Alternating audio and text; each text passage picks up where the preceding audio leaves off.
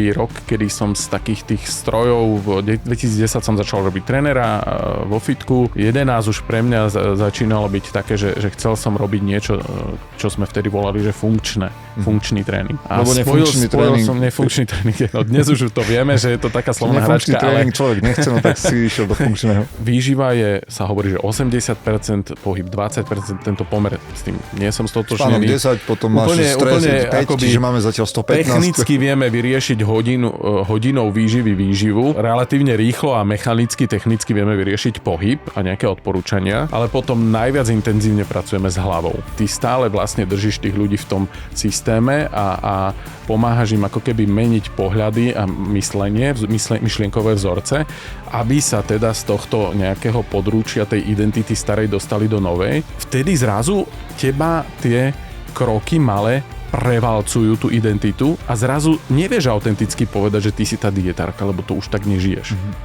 Toto je pre mňa kľúčové a vtedy sa mení identita.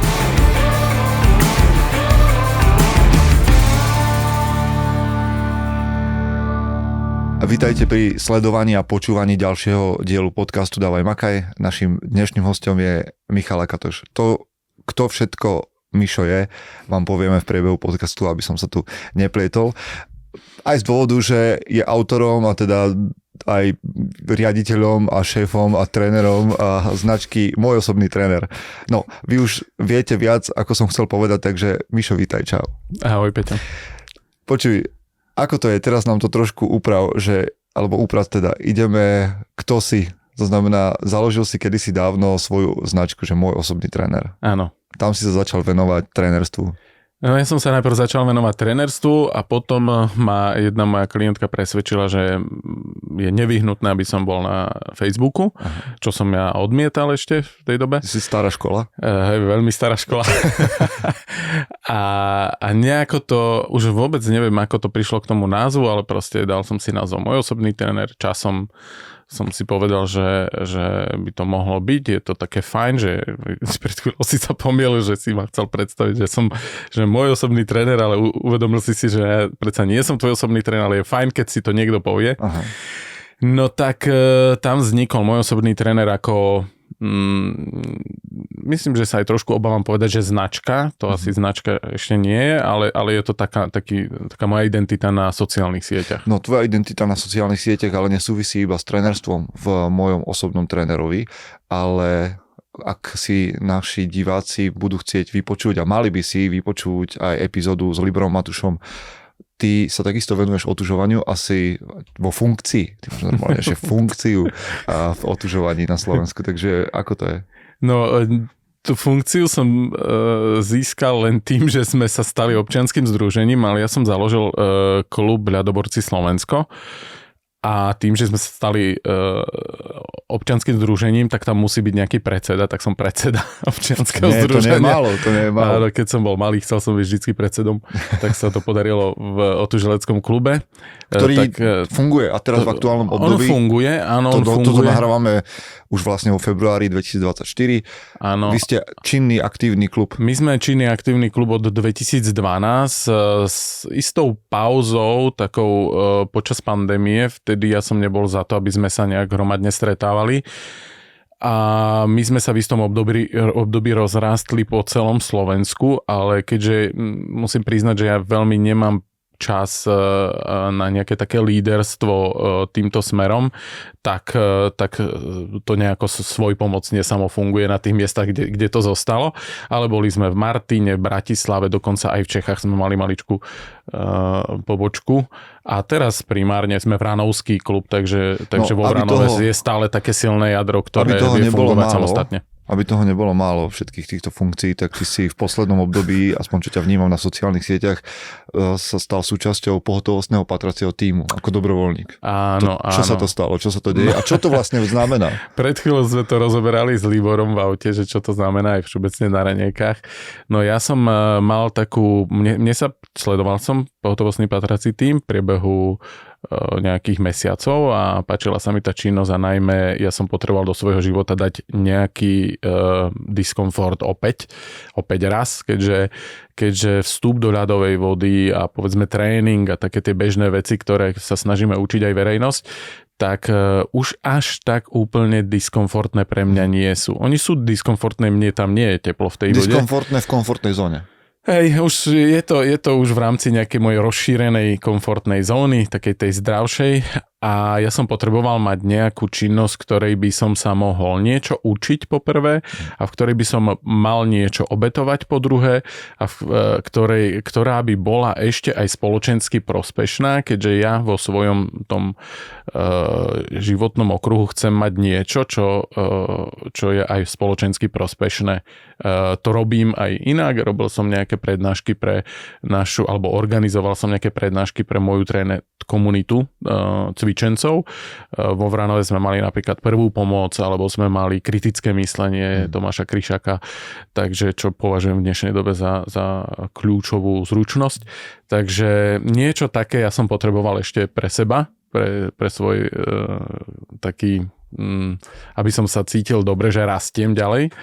A toto bola taká voľba, ktorú som si vyskúšal, išiel som hneď na prvú ostrú akciu, a potom ďalšiu ostrú akciu, potom boli nejaké cvičenia a tak ďalej a dnes už som ako keby oficiálnym členom a aby sme mám to nejaké úplne školenia a tak ďalej. To znamená, že pohotovostný patrací tím je organizácia dobrovoľníkov, ktorí pomáhajú zložkám jednotlivým pri patraní po nezvestných osobách. Integrovaného záchranného, súčasťou integrovaného záchranného systému, myslím, že oficiálne to zase nechcem tvrdiť, ale áno, pomáhame tým oficiálnym zložkám, keďže kapacita napríklad polície alebo vo všeobecnosti tých záchranných zložiek nie je ako mi nevyčerpateľná, takže takíto dobrovoľníci sú vždycky, ak sú ešte aj dobre vybavení, vyškolení a zohratí, tak sú veľmi, veľmi akoby dobrou pomocou v takýchto situáciách a najmä sú veľmi výraznou oporou pre tie rodiny, ktoré toho svojho rodinného príslušníka nejako hľadajú, alebo tak to je veľká pomoc, čo vnímam už aj z tých ostrých akcií, že naozaj to je veľká pomoc. To je tvoja profesionálna prítomnosť. Ja sa vždy pýtam na minulosť, tak tam niekde začneme. Čo ty a telesná výchova na základnej škole? Ja viem, že mnoho tvojich príbehov takých, že ty si vlastne vyrastal ako dieťa nejakých, čo ty si niekde prelom 70 80 rokov. Áno, 77 ročník tak, som. Čiže ty si vyrastal v takej tej akože sídliskovo-lesnej symbióze. Presne si to trafil. Áno, deti pobehujú kade tade. Čiže aký si mal potom vzťah k pohybu a k telesnej výchove? No, musím ísť až na základnú školu, a tam lebo tam bol prelom. Tam mi povedz, že ty si bol, že tučný chlapec, ktorý stál na konci radu a nikto ho nechcel iba, že do bránky. Tučného sme mali jedného. Ten išiel do bránky stále? Alebo skôr chýbal, alebo sedel na lavičke. Okay. A potom bol ešte jeden veľmi chudý a to boli dvaja. Ten nemohol ísť do bránky a nebol veľmi zdatný a ja som bol tiež nezdatný, ale tiež chudý, ale aspoň vyššie, alebo neviem, ako mám rozlišiť. Inak je to zaujímavé, že ja veľakrát, keď tu spovedám nejakých ľudí, ktorí sú už športovo aktívni, alebo sú na tom lepšie vo svojom veku, ako je priemer, povedzme, spoločnosti ich okolia, tak veľmi často hovoria, že s tou telesnou a v detstve, že to nebolo také ružové. Nebolo to ružové, ale ani ja tak vnímam a uvedomujem si, že je v tom asi istá dávka spomienkového optimizmu, že keby som sa tam ponoril naspäť, tak to asi bude skôr, že ma to nebavilo, bál som sa občas a tak. Mal som také tie strachy, ktoré dnes už akoby považujem za také, že to je taký aktivačný strach, že to je v pohode bol ten strach. No ako dieťa som nevedel, jak s tým naložiť. A šplhanie si mal, že na lane alebo na tyči? Všetko v pohode. Hej, úplne v pohodičke. Tak to si patríš už potom ale k tomu vyššiemu, lepšiemu priemeru. To boli tie momenty, kde ja som si povedal, že nie som až tak úplne stratený, ale ja som tam vnímal tie rozdiely, ktoré dnes ako tréner viem nejako možno popísať lepšie ako vtedy, ale nebol som dobrý v skákaniach cez kozu, ale skákal som cez kozu, čiže som si ako keby užil tú trápnosť občas, keď som spadol a podobne, ale nejako som ju prežil. Bol som dobrý v šplhu, alebo vyšplhal som sa, čo dnes nie je samozrejme. Som sa dozvedel jednej mojej bývalej klientky, ktorá je riaditeľkou školy, že ona sama vyšplhá, ale deti nie. už, ani na tyči, čo horšie bolo Lano. Lano som zvládol, dnes sa mi to hodí, lebo učím to potom ľudí, ktorí chcú ísť na Spartana napríklad, techniku. No a potom som bol akože nie dobrý, ale cítil som sa bezpečnejšie vo vytrvalostných behoch napríklad. Čiže tie 12 minútovky a tieto záležitosti. Áno. A cítil som sa veľmi nekomfortne v šprintoch.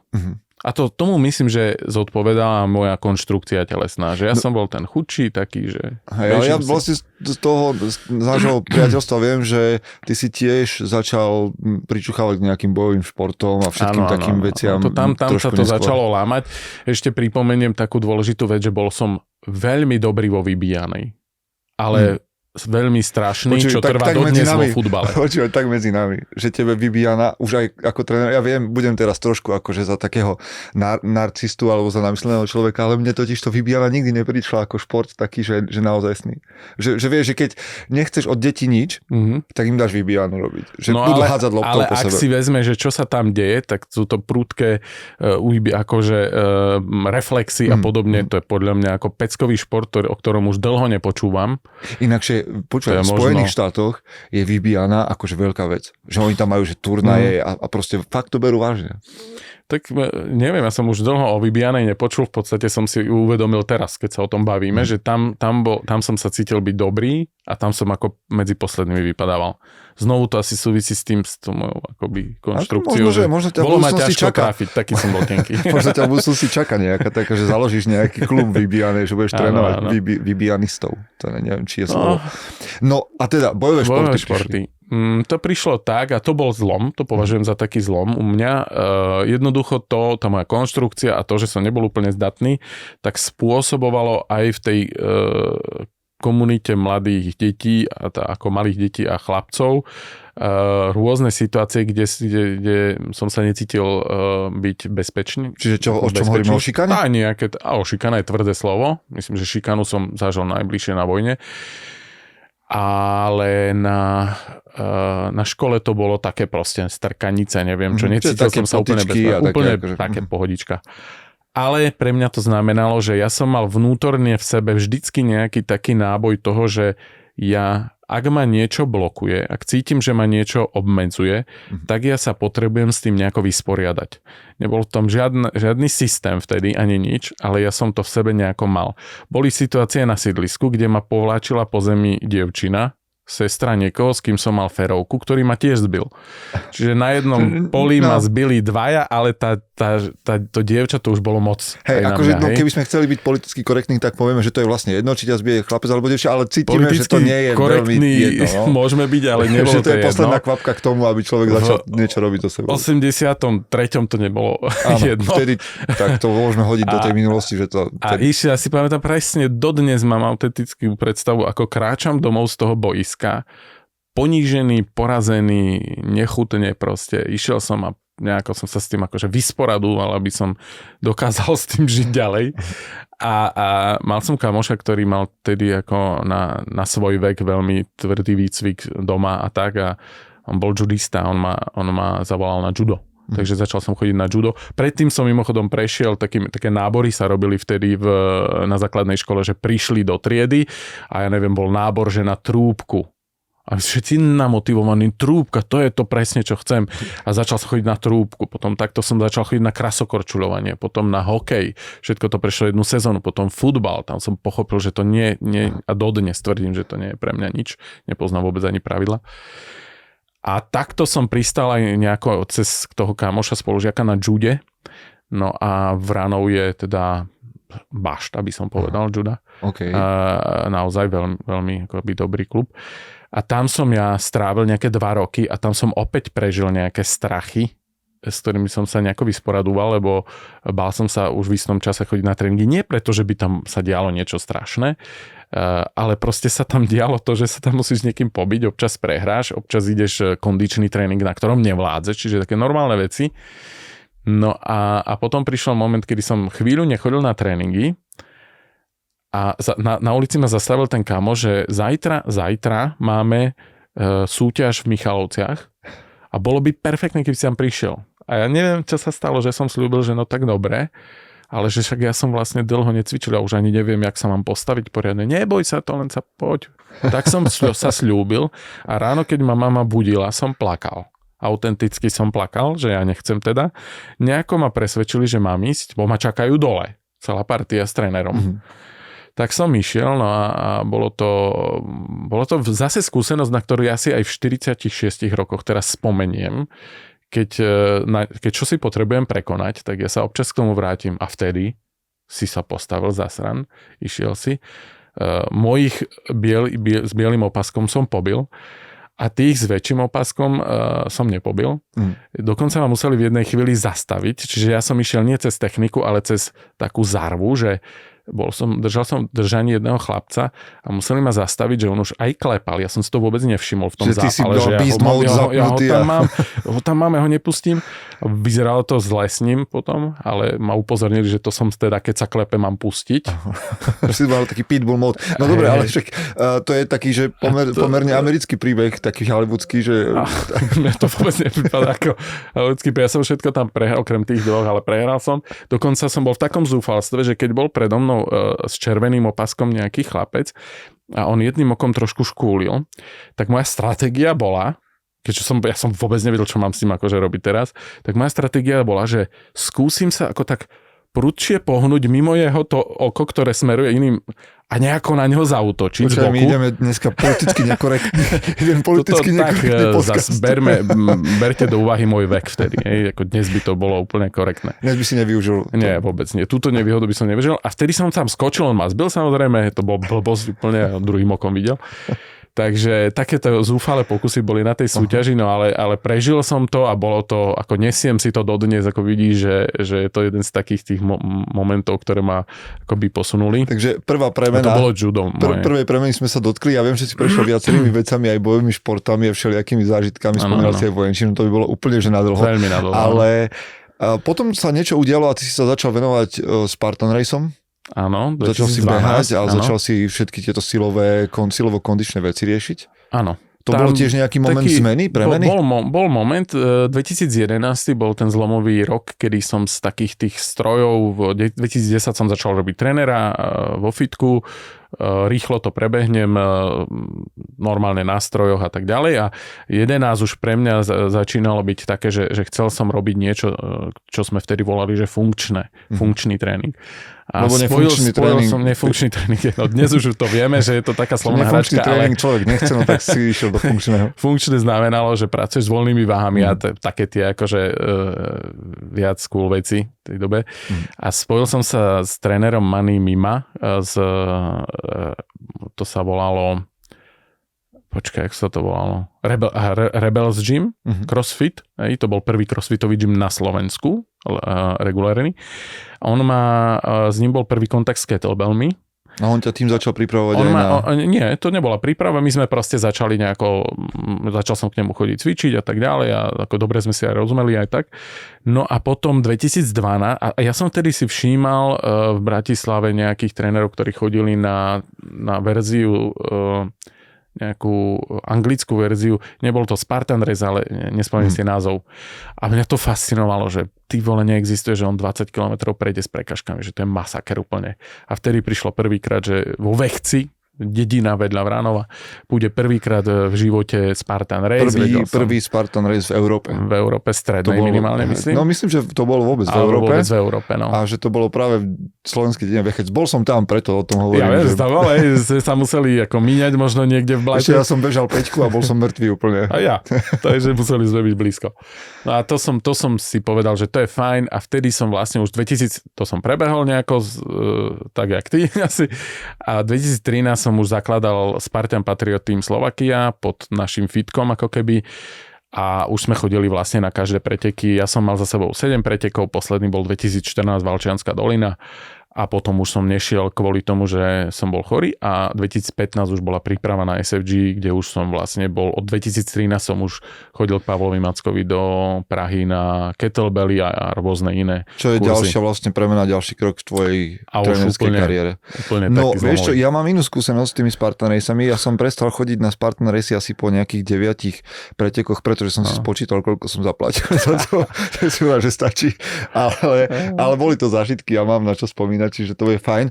Mišo, to vlastne, čo tak nejak prechádza tvojim životom a možno čoho som sa chcel ľahko dotknúť je, že vždy sa udiala nejaká premena a že nejakým spôsobom ťa zmenilo a ja ťa poznám už aj neviem koľko rokov, ale je to nejaký rok a vidím, že sa meníš neustále, že si prešiel naozaj že od fyzického tréningu až k tomu, že hovoríš ľuďom o rutinách, návykoch a o takom nejakom vnútornom prostredí. A z toho možno vyšiel aj tvoj program, s ktorým pracuješ s ľuďmi a to je, že moja trvalá premena. Trvalá premena sa volá? Trvalá premena.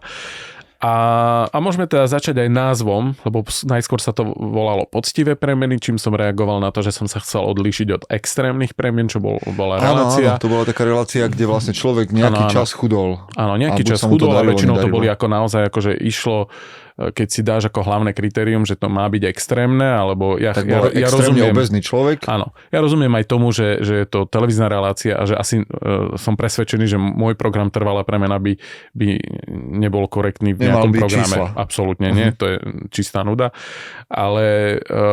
Počkaj, tak sloníka nepredáš, keď povieš, že to je rozumiem, čistá nuda. Ale možno ešte povieme pár dôležitých vecí.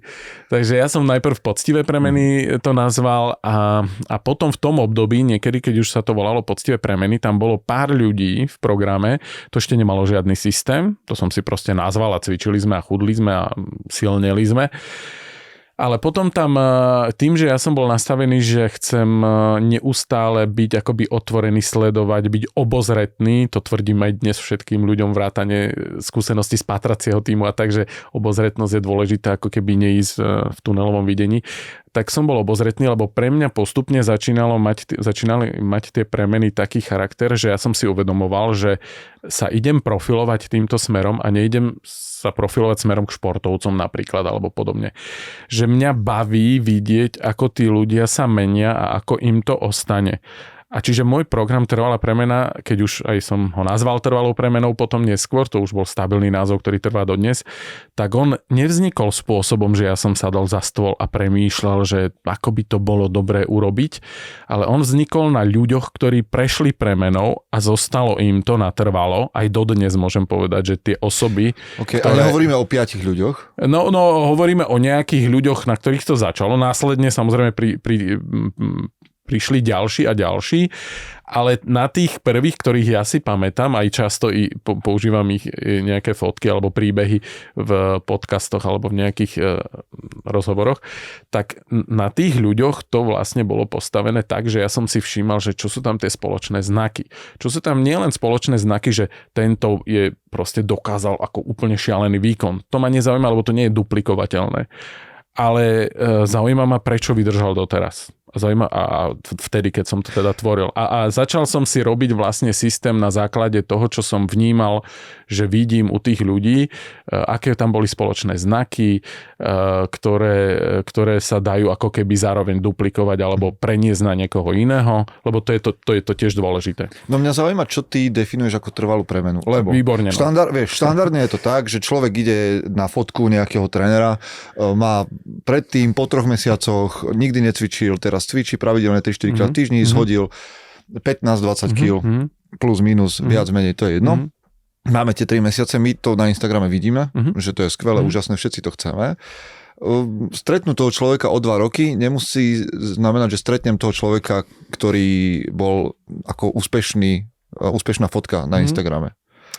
Čiže čo je pre teba trvalá premena? To obdobie 3 mesiacov, rok, 2 roky, pýtaš sa klientov na smrteľnej posteli, či vydržali, alebo ako to je? Rozumiem. Tak má to svoje limitácie, samozrejme, nemusím byť s každým úplne akože mu klopať na dvere, že počúvaj, ukáž sa, že či môžem ešte o tebe tvrdiť niečo. To samozrejme má svoje limity, ale dostanem sa teda k názvu. Čo sa myslí pod slovom trvalá premena v našom programe? tam sú dva dôležité body. Ten prvý je, že tá premena by mala mať výsledok, ktorý trvá. To je asi to, čo od toho ľudia očakávajú. A zároveň ja ale pripomínam všetkým už pri tzv. Deklarácii trvalej premeny, ktorú ľudia musia spísať ešte predtým, než vstúpia do programu a zaplatia. Okay, tak vysvetľujem, že tá premena a ten systém je nastavený prioritne tak, aby postupne sa u toho človeka menili jeho návyky, ktoré ho doviedli do úrovne, že vôbec potrebuje taký program. Aby sa zmenili, alebo aby sme ich vymenili za návyky, ktoré dlhodobo ho udržia v tej optimálnej kondícii, optimálnom stravovacom režime do konca života. Čiže ten výsledok by mal trvať. A on nebude trvať, pretože on venuje týždeň, alebo teda mesiac programu a potom akože nejakej diete, cool diete, ktorú keď skončí, tak sa vráti k normálnym veciam, ale keďže on si ten program zaplatil, tak ten výsledok bude trvať. Nie? To je inak také zaujímavé slovo, ktoré si použil a ľudia ho používajú, že som v nejakom programe a už sa teším na to, keď budem zase jesť normálne jedlo. Áno. A to je obrovský, akože to je nejaká paradigma, ktorú my musíme meniť. Čiže my vlastne v rámci programu sa najviac venujeme výživa je, sa hovorí, že 80%, pohyb 20%, tento pomer s tým nie som stotočnený. Spánok 10, potom máš stres 5, akoby, čiže máme zatiaľ 115. Technicky vieme vyriešiť hodinou výživu a následne nejakým končíkom a sledovaním a spätnou väzbou. Relatívne rýchlo a mechanicky, technicky vieme vyriešiť pohyb a nejaké odporúčania, ale potom najviac intenzívne pracujeme s hlavou. A ten druhý názov, ktorý chcem povedať, alebo význam toho názvu trvalá premena nie je v tom, že by len teda mal trvať, ale že by mala prebiehať, proces premeny by mal prebiehať až natrvalo. Toto je to, čo si ty už začal, že ako ma poznáš, tak vtedy prebehla taká premena, potom taká a ten vývoj tej mojej osobnosti a možno aj fyzickej kondície tak, on stále prebieha ešte aj dnes a viem, že bude prebiehať budúci rok.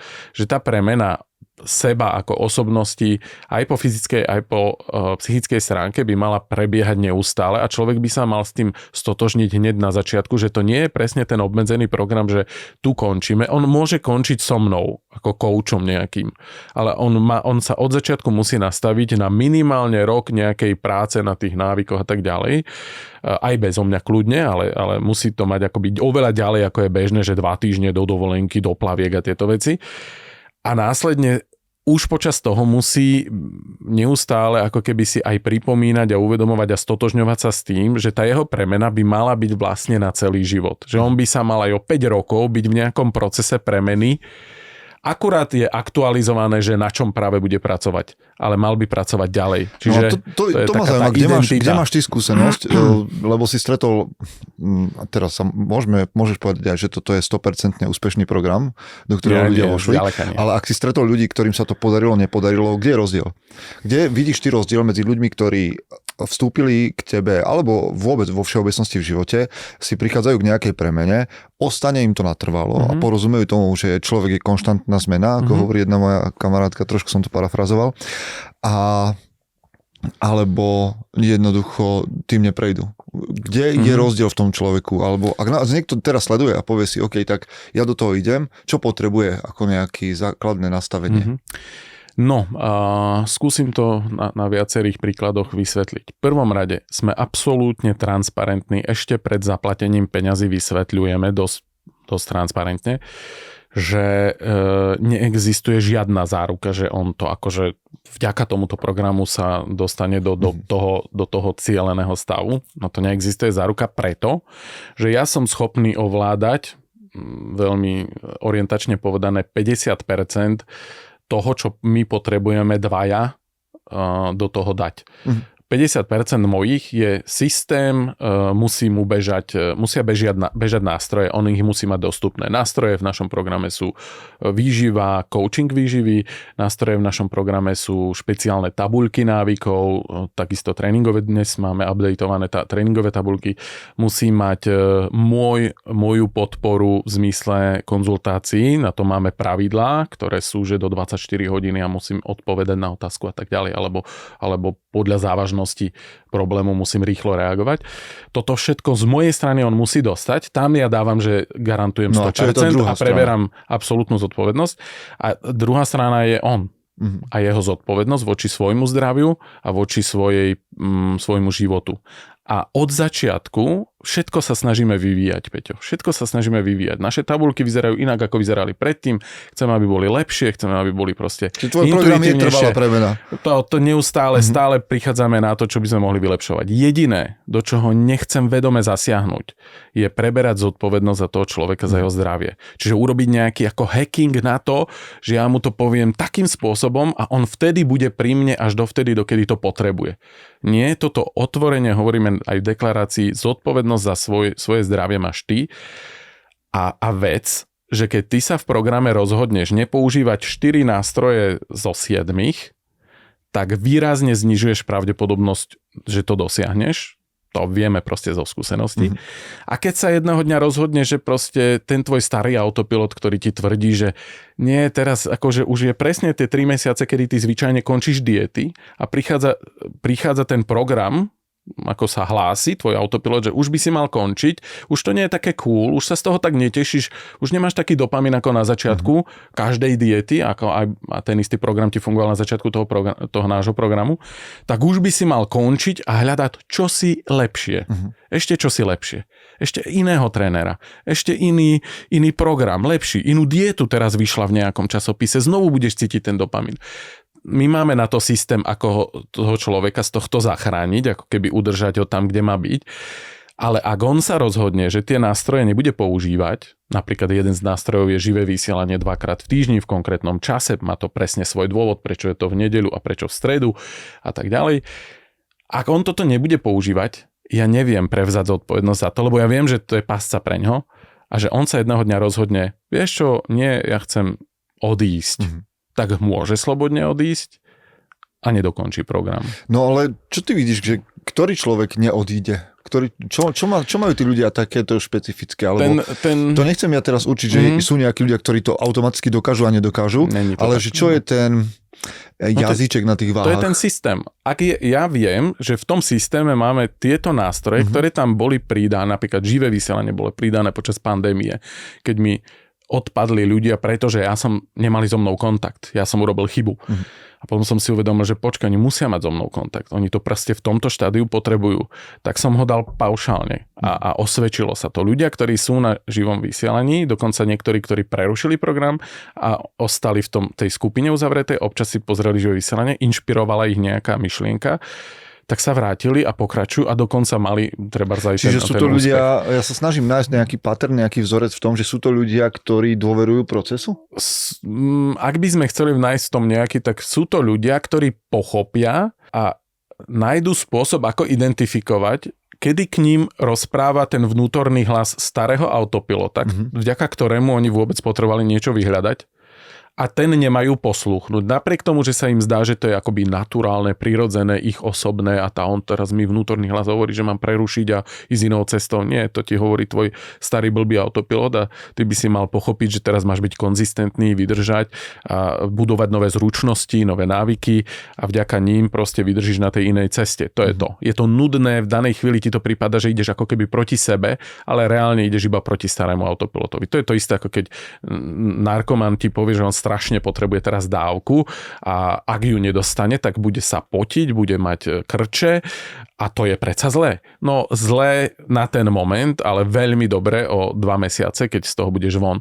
Čiže ak tí ľudia pochopia, a práve preto aj zvyčajne tá cieľová skupina je taká, že oni už majú za sebou 15 diet. Oni už rozumejú tomu, alebo vedia, keď to majú popísané a v tom programe oni vďaka konzultáciám a podobne majú tú mapu toho územia, na ktoré sa pustili tej zmeny. My ju máme akoby dobre zmapovanú. Tak ten človek zrazu chápe, aha, čiže keď som 15 krát skončil nejaký proces, čiže tu sa diala tá zmena, tu bol ten zlom. Toto mi hovorila moja hlava, ja som mal urobiť asi tento krok, nie tento, ktorý stále dookola robím. Čiže ak tí ľudia sú schopní pochopiť, že kedy sa tie ľady lámu a rozlíšiť, kedy k ním hovorí starý autopilot a kedy proste potrebujú použiť napríklad disciplínu ako dobrý nástroj, ktorému sa učíme, tak vtedy prvýkrát v živote prekonajú ten zlom, ktorý 15 krát predtým neprekonali a ocitnú sa o pár týždňov, mesiacov na území, na ktorom nikdy neboli, keď sa pokúšali o zmenu. A cítia sa, že wow, akože to je úplne niečo iné. Kde som teraz. Že ja som proste ako osobnosť silnejší presne preto, Peťo, že my sme neprevzali za nich tú ich zodpovednosť do programu. Nechceme ju prevzať. Toto vždy ma bude zaujíma, vieš, že ty hovoríš o premene, keď človek u teba skončí, povedzme, vyjde z toho programu, v jednom momente, povedzme, si namemoroval alebo nabehol na tie nové návyky a proste je pripravený sám žiť tieto veci. Kde ty vnímaš takú, že najväčšiu premenu na tých ľuďoch? Čo sa tam udialo to podstatné? Zmenila sa ich identita. Až tak? No to nie je inak to nejde. Inak to nejde. Čo tam ty vnímaš pod tou identitou? To nie je čierna-biela, že on bol taká identita a zrazu lúska, už je z neho Jocko Willink, to nie. Ale tá identita sa zmenila. Pochopili napríklad, vedia sa čítať lepšie. Ja nemám veľmi rád to spojenie, že počúvaj svoje telo, lebo opäť sa vrátim, narkoman počúva svoje telo a ide si dať dávku, lebo tak mu hovorí telo. Je rozdiel počúvať svoje telo, keď ten software nie je v poriadku, je tam nejaký vírus, povedzme, vírus nejakých návykov na obezitu, vírus návykov na alkohol a podobne. Čiže vtedy nemám počúvať svoje telo a mám hľadať systém, ktorý ma z toho dostane. To je jeden zo systémov, asi viacerých je môj program napríklad. Ale zmena identity je nevyhnutnosť a my k tomu, to je jeden z najdôležitejších vecí, ktorú komunikujeme v začiatkoch. Nás veľmi nezaujíma, za aký čas schudne človek. Ja to občas dám aj na Instagram, akože tak trošku proti mojej vôli, ale rozumiem tomu, že tí ľudia to chcú čítať a nejaký kanál, aby sa k nám dostali a počúvali ďalej, ja potrebujem. Ale my sa veľmi bavíme o identite, že ak je tvojou identitou to, že áno, ja som tá Anička, ktorá proste všetci ma poznáte v mojom okolí, aj tu na Instagrame viete, že opätovne je 15. dieta za ostatné 2 roky a to som ja, áno, už som minulú skončila, ale počkajte, teraz budem zdieľať, ako idem novú, to som ja, to je moja identita. No s touto identitou nikdy nebudeš mať akoby tú premenu trvalú, lebo ty stále máš pocit, že sa musíš sťažovať za to, že si zjedol horálku. Vždy začínaš od znova. Áno. A ty postupne a práve vďaka tomu máme systém, ktorý obsahuje odporúčanú literatúru, ktorý obsahuje živé vysielania, kde ty stále vlastne držíš tých ľudí v tom systéme a pomáhaš im ako keby meniť pohľady a myslenie, myšlienkové vzorce, aby sa teda z tohto nejakého područia tej identity starej dostali do novej a buduješ denne malé nové návyky, ktoré presviečajú, lebo tvrdiť o sebe, že tak som ja tá dietárka, ale včera som sedela s Michalom na pohovore, tak od rána si budem do zrkadla hovoriť, ja som tá mladá aktívna žena, ktorá proste bojuje s výzvami a tak ďalej. No to nebude fungovať. Ale keď si každé ráno ústelie, keď si každé ráno pustí studenú vodu na nohy, iba na nohy stačí. Keď si každé ráno, ja neviem, alebo počas dňa nájde 30 minút na dennú pohybovú aktivitu, na ktorú viažeme napríklad audioknihy, podcasty a podobne, alebo hudbu príjemnú, to, na čo má človek chuť.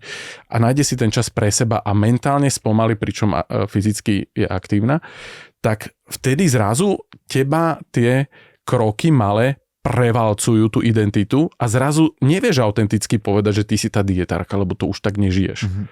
Toto je pre mňa kľúčové a vtedy sa mení identita. To je zaujímavé. Pretože po niekoľkých mesiacoch takýchto týchto procesov, ktoré my vlastne v tom systéme sledujeme a monitorujeme dokonca cez tie tabuľky a tak, a ty to vidíš potom veľmi zreteľne farebne, tak sa mení identita na základe tých drobných návykov a o 2-3 mesiace zrazu ty už prestávaš veriť tomu, že si tá dietár a zrazu vnímaš, že ale ja som autenticky už aktívny človek, ja som autenticky silný človek, ja som prekonal ten a ten problém.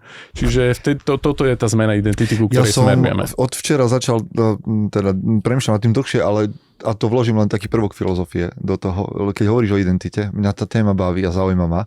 A včera som aj hodil kdesi na nejaké sociálne siete takú myšlienku, tak možno niekoho dovedieme k premýšľaniu, že keď si predstavíš nejakú loď, povedzme aj historickú, nejakú Santa Mariu, ktorá sa plavila do Nového sveta s Kolumbom, že dokedy je tá loď loďou, že keby si na nej vymenil sťažeň jeden, či to je ešte tá loď, že vymeníš na nej 2-3 dosky na palube, potom vymeníš kormidlo a tak ďalej, že dokedy je ešte to stále tá loď, to kedy má identitu tej lode, ktorá sa tam plavila a presne to ma zaujíma pri ľuďoch, vieš, že keď sa meníme, lebo niekto povie, že ja som taký, ja proste, toto je moja identita, ja som taký človek, ktorý začína vždy od znova, ktorý nedotiahne veci do konca.